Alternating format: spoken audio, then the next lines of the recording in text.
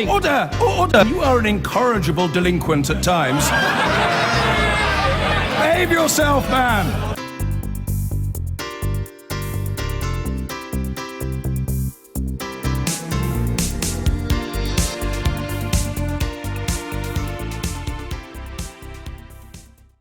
A referendum in Italy, the government's Supreme Court appeal against the Article 50 ruling, and are the LibDems back in the game? All questions for the week ahead.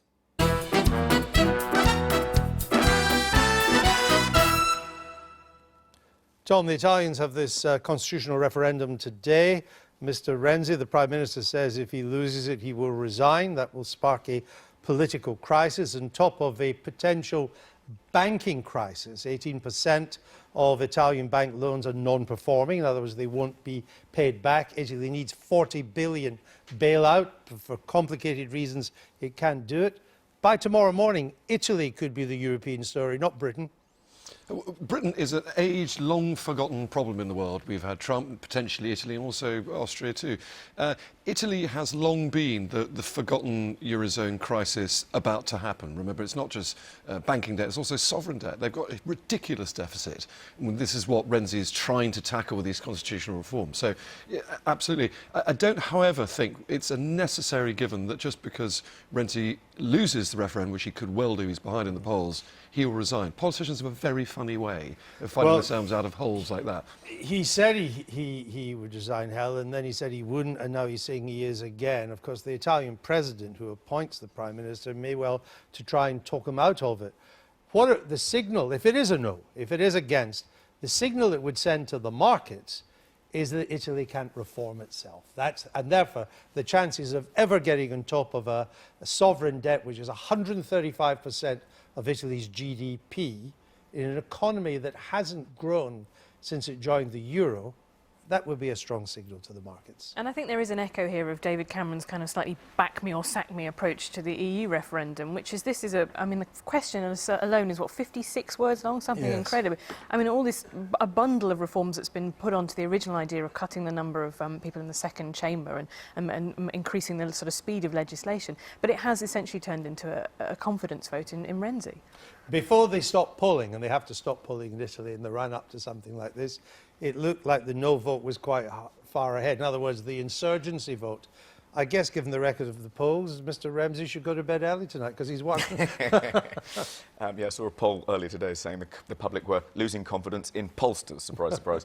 I mean, another reason I think it would mean a financial crisis if there is a vote no is that the five-star movement, which would put up a candidate, and if there's a general election immediately, which there could be, depending on what the president decides to do, the likelihood is that the five-star movement might well win, and one of their policy commitments is to hold a referendum about whether Italy should remain in the euro, and they'll campaign against Italy remaining in the euro, so that certainly won't give much comfort to the markets. Well, we should start the Italian polls don't close until 10 o'clock our time, 11 o'clock in Italy. We'll start to get some exit polls from various parts earlier. The south, we think, is going to be very no, but the north could be much different. And by the morning, we'll have a clear-cut idea. Meanwhile, the Supreme Court hears the appeal from the government on Article 50 and what the role of Parliament should be. It doesn't look like we'll get a decision till January, I understand, maybe the end of January.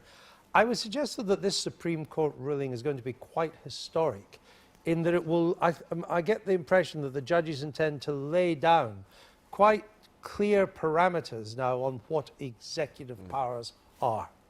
And I think they're taking it very seriously. Instead of a panel of 3 judges, it's the whole bank of them. So I think they really do acknowledge that this is a big thing.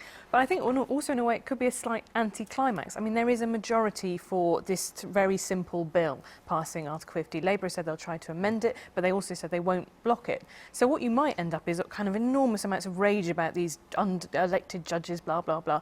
And then they might make their ruling, and then there will be a simple bill and it would pass. So I think it's easy to overinterpret it. But I agree, the interesting thing is the process that they will lay out. Because it will lay out historical precedent for years and years to come by the Supreme Court. And we do read, I think it was the Sunday Telegraph this morning, it said that the government was ready with a very short bill, essentially saying this House votes to trigger Article 50, or words to that effect. Can it get away with that? Yes, I think it probably can, largely because no MP and no political party really wants to be seen to be standing in the way of Brexit quite yet. government whips I've been speaking to, and other opposition party leaders as well, they're all saying that the fight's going to be on the Great Repeal Bill, not on this one. But there is one really interesting thing that's happened as a result of this great legal fight, which we expect the Supreme Court will hold up the High Court's verdict, and they will have to be a vote. And that, it has already quite significantly softened the government's view on Brexit, as we were discussing a bit earlier. We're now talking about a greyer Brexit or a less hard Brexit. And this strikes me. Yeah, no, I do. Well, you look at what David Davis said in the House of Commons on Thursday about paying to budget contributions, perhaps still keeping some element of freedom of movement. And there's a really important thing. It's LBJ's first rule of party is going to learn how to count. If you want to get something through the House of Commons to trigger Article 50, you've got to have the numbers with you. And there just simply isn't a majority rather, for a hard Brexit. You do wonder, in a way, why the government, unless it wants some kind of authoritative historic statement one way or another on this, why, if it's got the votes, as they're saying, it didn't just go and trigger Article 50.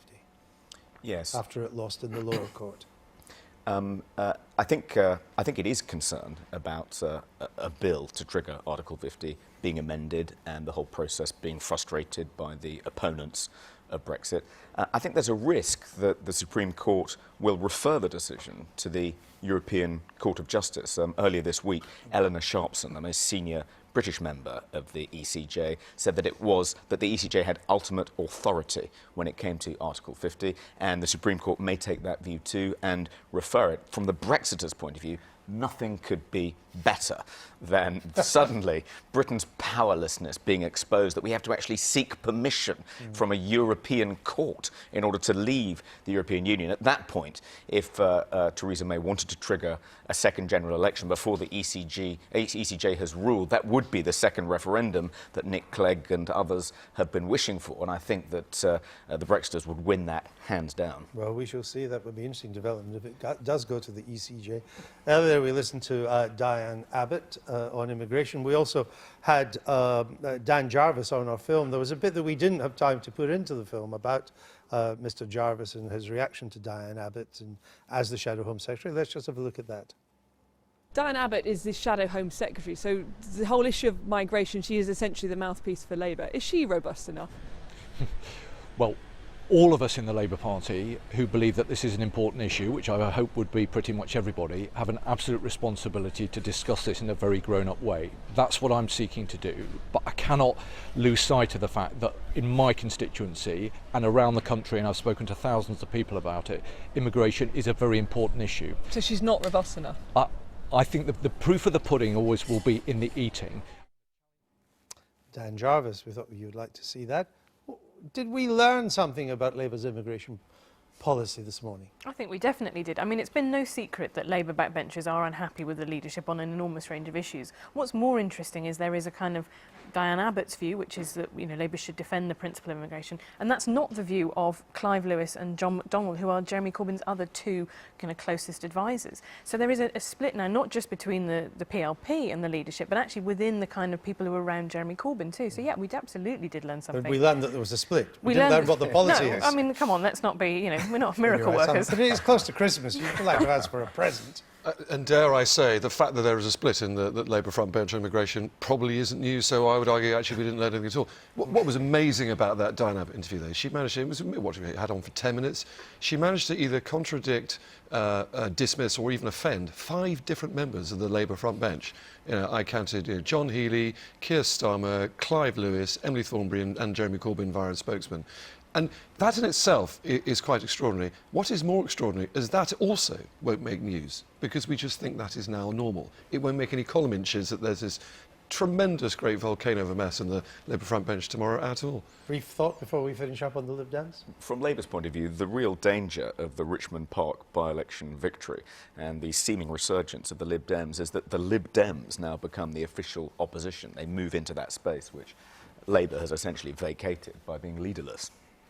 I've got the Labour calendar here. I thought I'd get all of you one as a present for 2017. It's got great photographs of Keir Hardie and the founding of the Health Service and Attlee, Naib Bivan, homosexuality being legalised and decriminalised in 1967. But funnily enough, no picture of Tony Blair, the man that won more elections for Labour than I. There's just a little thing that I've ringed on May the 1st. which was the year that Tony Blair won an election, 20th anniversary. I wonder, what a surprise. Lib Dems, there it is. You can see it there on this day.